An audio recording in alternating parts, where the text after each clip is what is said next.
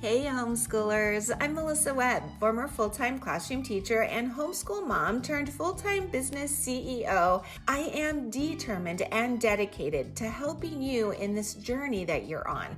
So if you are looking for a place to be encouraged and inspired, you have found the perfect podcast.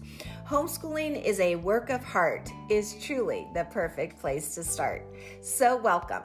Let's jump in.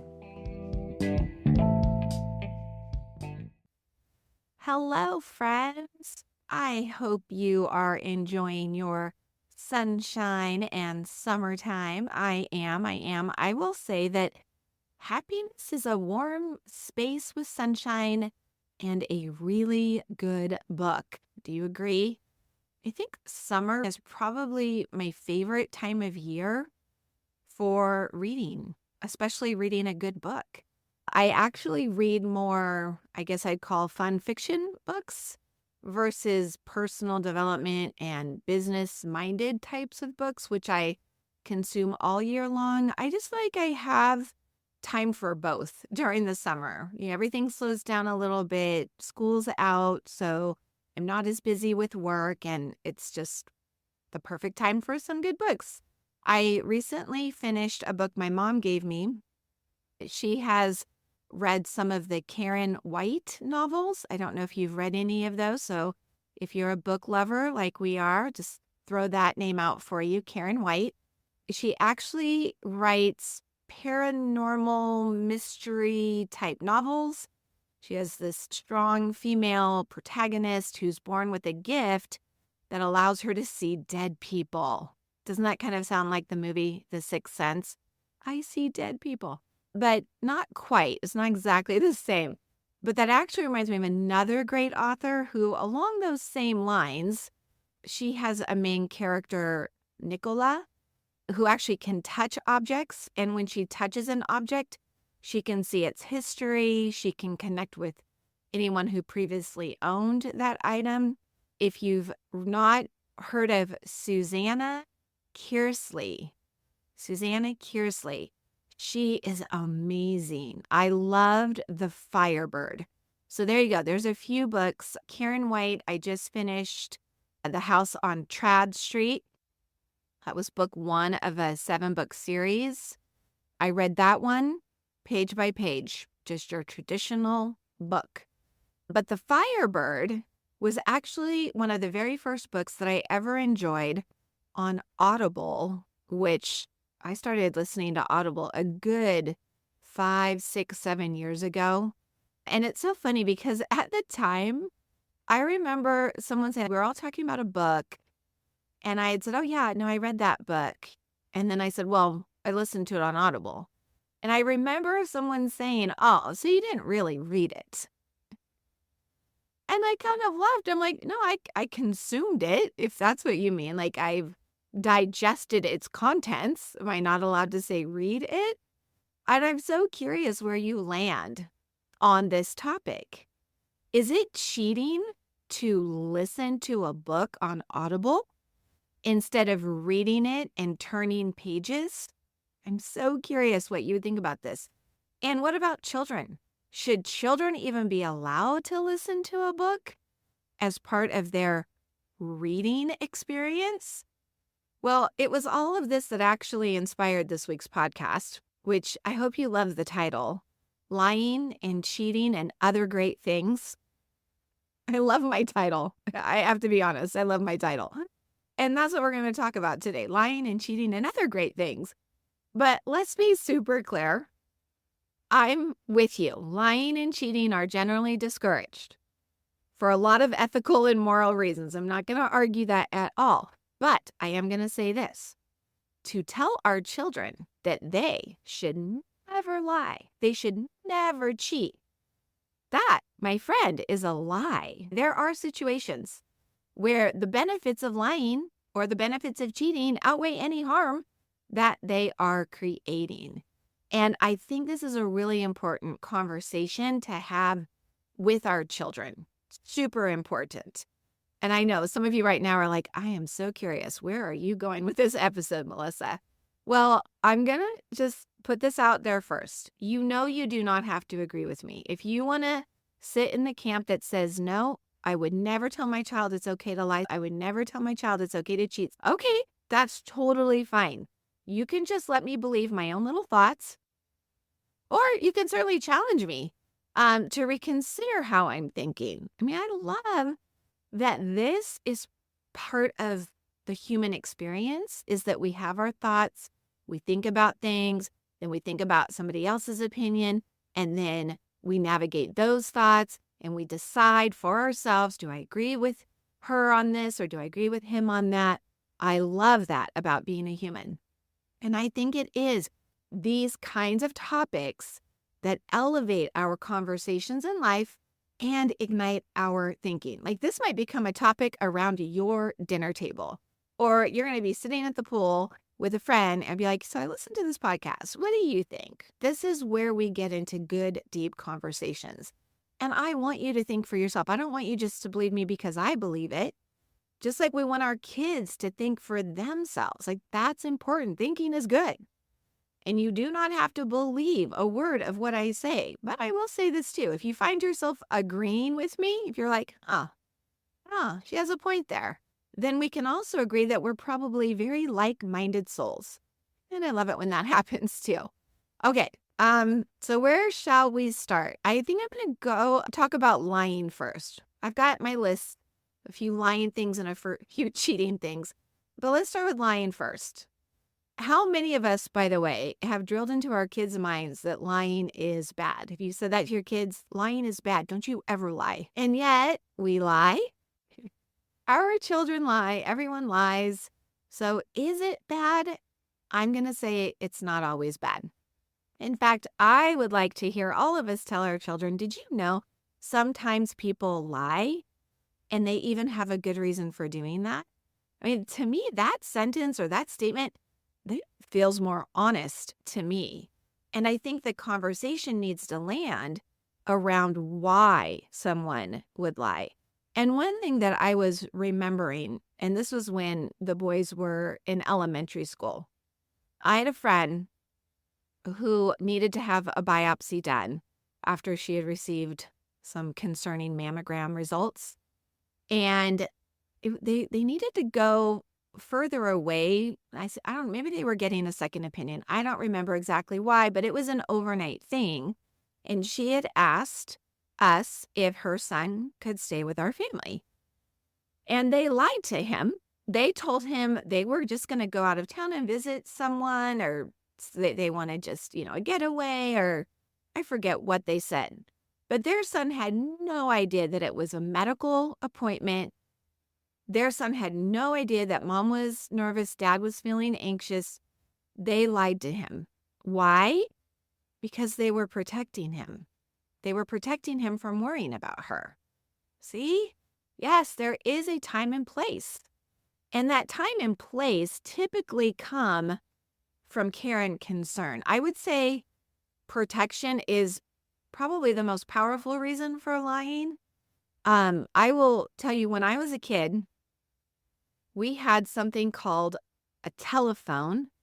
It was a home phone, and we all shared the same phone. I know most of you know what I'm talking about, but some of you may not know. You will now know it as the landline. If you have a landline, we all had landlines. That's all we had. And people called all the time to sell things. And I was told as a child, never, never, never, never to say that I was home alone. That if somebody on the phone, because I would always answer it first, of course, because it was probably one of my friends calling me. But if someone asked, hey, are your parents home? Which is a common line that they would ask. They were salespeople. They didn't want to talk to a kid. I was told to always answer with, yes, they are here, but they're busy right now. If they were not home. Or, oh, I'm so sorry, they're busy in the backyard. I was told to lie, lie, lie. Why? To protect me. So sometimes we lie as a form of protection, and I think that's a good thing. Another time I've certainly lied. My kids have watched me lie. If you have, I know I have ever told, say, a homeless person, or, a fundraising group outside of the market, or the Girl Scouts selling their cookies. Hey, would you like to buy a box of cookies? Hey, do you have $5 to support our cause? Oh, I'm so sorry. I don't have anything for you today. I just don't want to do it. And I could have all my reasons why. I want to be a good steward of my money. I don't need the calories. Whatever it could be. But we say these what people would call little white lies. I have the money to give a homeless person, but I'm not sure what that homeless person may do with that money. So I therefore don't feel comfortable giving the homeless person money. And I say, I'm sorry, I don't have any money for you. All right. Do you get the idea? I could go on. I have more, but I would love to hear some of yours. As I said before, I think these are really good conversations for us to have with our own children and to ask them their opinion. Do you think it's okay or not okay to lie? It would be a good conversation to have. Okay. Well, let's move on to cheating. Shall we talk about cheating? I mean, there's never an okay time to cheat, right? Wrong. I think there are. And I will tell you one of the most recent ones. I'm sure you've heard Ozempic and Mounjaro, these medications. They're injections that people take weekly, and it is helping them drop tons of unwanted poundage. And people who are like, I could never get rid of these 50 pounds, 80 pounds. And they finally gotten down to like their goal size. And I have heard people, I'll be honest, I've only heard women, I've not talked about this with men, but women will complain and be like, yeah, she cheated her way to a size 4. It's not like she did it on her own. She needed the medication to help her. And I'm thinking in my head is, okay, so that's cheating? All right, well, if that's cheating, good for her, is what I'd say. That's a pretty great cheat. If it means that now being at a lesser weight means she's managing her diabetes, she's improving her heart health, she's lowered her blood pressure. I mean, I'm going to assume she's under doctor's care. I think these are things you have to have prescription for. And I'm pretty confident they'll be monitoring her, and hopefully she'll be doing all the things she needs to do. But if that's cheating and it's helping people be healthier, people who struggle with high cholesterol and they take a cholesterol medication to help, is that cheating? I dare say, if it's a cheat, good for you if it's helping you take care of your health. Should you eat better too? Certainly. But as we all know, that doesn't work for everyone. Now, you already know I admitted I cheat and I listen to books. I listen to books. I actually looked it up on my Audible account, and I can tell you I have listened to more books this year than sitting and reading a book. And I will tell you why. I can multitask because I can fold laundry and listen to a book. I can curl my hair and listen to a book versus if I'm going to read a book, I need to sit still. And I really don't like sitting still. I'm a terrible person to take to the movies or say, hey, let's have a movie marathon. I'd never sign up for it. I just don't do a good job sitting still for a long period of time. But I can consume all kinds of information if I can listen while I'm gardening. I did that this morning. I was pulling weeds from around our apricot tree, and I was finishing up a story. And I will tell you, my comprehension of the material is just as good if I'm listening to it versus I'm reading it on a page or in my Kindle. All right. The bottom line is I consume more knowledge because I can listen to books. So I'm going to cheat all day long, if that's what we want to call it. Although I will say this now brings me back to children and audiobooks, because as a teacher, I get this question and have for years now. Do you think it's okay for my children to read their books or listen to their books on audio programs or with audio programs? And I will tell you what I tell them. It always depends. What is the goal? Because if the goal is to practice reading, like seeing the letters, sounding out, breaking words into syllables, and making sure you can comprehend when the words are going in visually, then a physical book or Kindle is a must, right? You're practicing the skill of reading eyes on words there's a time and place for that. They need to see all of that. However, let's say, and this happens every summer because I host book clubs. I have 2 that we're running right now. They're going great. And I get asked by parents, hey, is it okay if my child listens to this book? We have so much going on, but I know that if he can just listen to it, we'll get through it. And I'm fine with that because what I am most interested in is that your child can keep pace because we have to cover so many pages every week. I want them to stay on pace with the class, and I want them to maintain comprehension so that when we have class discussions, they know. So if an audio book increases your child's ability to focus and keeps your child engaged in the story, because maybe there's entertaining dialogue, the voices and the characters change from setting to setting, it's more of an entertainment experience, go for it. Absolutely go for it. A lot of families will do them side by side. You'll be listening while holding the actual book, and the child's encouraged to follow along with the audio part. That's a tall order to have a child do, but if it works for your child, that is great. Here's the thing. The bottom line is I believe there's a time and a place for everything, even lying and cheating. So yes, I want you to lie to me when you find out my husband is throwing me this awesome surprise party and you're invited and you know I'm starting to figure it out. I want you to take me down another path. You just lie to me. I will thank you for it later. I love to be surprised. That's fun. Or if you're doing math with your child and it's really tough, with your kiddo, go to the back of the textbook or use that photo math app to help. But understand the why. It's not just to find an answer and be done. When we talked about there are ethical and moral reasons, we're not lying to get away with something. We're not cheating to get away with something. We have our reasons, and they're really good reasons. And sometimes working a problem backward really works well. I have done it several times, helping my kids and my students with crazy math problems. And yes, I'm wondering if any of you were wondering if I'd bring this up. There's even a time and a place for ChatGPT. Oh, are you familiar with ChatGPT? Most of us are now.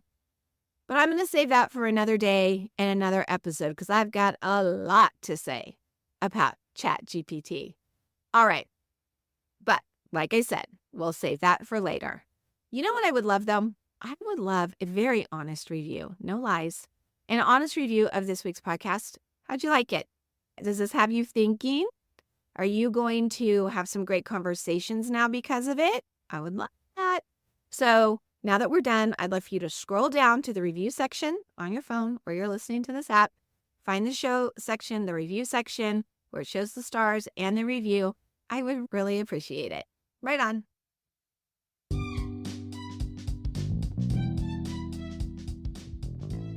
Well, thanks so much for tuning in and listening this week. Hey, if this was something that you found valuable, don't forget you want to subscribe or follow so that every time a new episode is dropped, you'll be the first to know.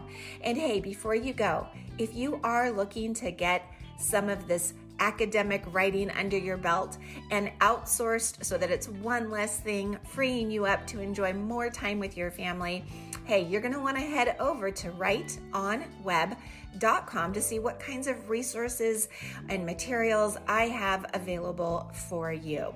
I will look forward to seeing you there, and I will look forward to seeing you here in our next episode. Right on.